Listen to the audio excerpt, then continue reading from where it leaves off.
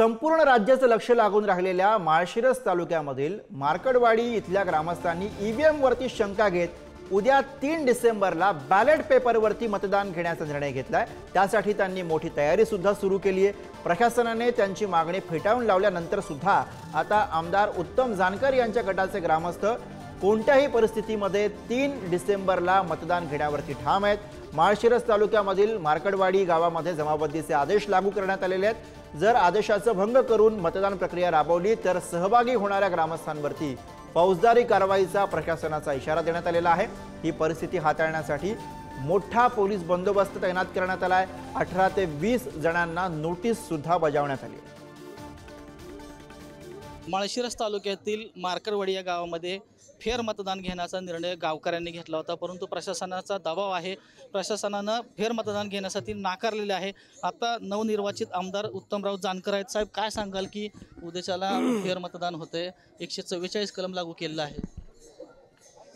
या ठिकाणी पोलिसांची संख्या तुम्ही पाहिली असेल तर 300-400च्या वर या ठिकाणी पोलिसांची संख्या आहे। अजून आजूबाजूला पोलिसांच्या गाड्या फोंडशिरस असेल, मेडद असेल अशा ठिकाणी त्यांनी ठेवलेले आहेत। नेमकं प्रशासनाला काय या माध्यमातून करायचं आहे मला माहिती नाही। गावाचं मत आहे की आम्ही मतदान केलेलं आहे आणि आमचं मत कुठं गेलं हे आम्हाला गावाच्या समोर इथले इथं मतमोजणी करून तुम्ही दाखवलं पाहिजे। आणि जर ते पडताळणी केलं ते बरोबर असेल तर त्यामध्ये शासनाला किंवा पोलिसांना किंवा प्रशासनाला अडचण वाटायची किंवा त्याचं दुःख व्हायची किंवा त्या विरोधात जायची, एवढं नोटिसा देण्याचं, तुम्हाला गुन्हे दाखल करू, तुमच्यावर लाठीचार्ज करू, रबरी अंतरवाली सराटीसारख्या गोळ्या झाडू, म्हणजे त्यांना काय नेमकं ह्याच्यामधून मिळवायचं आहे समजत नाही। उद्या काही झालं तरी आपलं मतदान होणारच आहे। नाही, नक्की होणार। गावानं ठरवलेलं आहे। मगाशी माझ्या समवेत गावकऱ्यांची बैठक झाली।